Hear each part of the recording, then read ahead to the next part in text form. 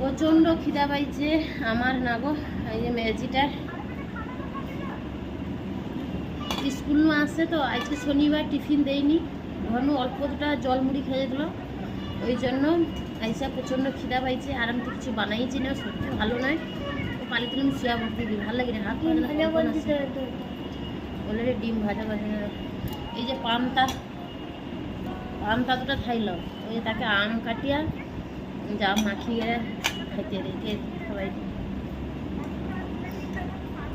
ডিম টিম ভাজলে হয়তো ভালো লাগলো শরীরটা। এত হাত পা কনকন করছে জানো। এলে জানো তো, এটা কিন্তু গাছের আম, মিষ্টি না কি গে, ভালো মিষ্টি গো, ভালোই মিষ্টি লে। এই যে আমটা আছে, একটু আছে।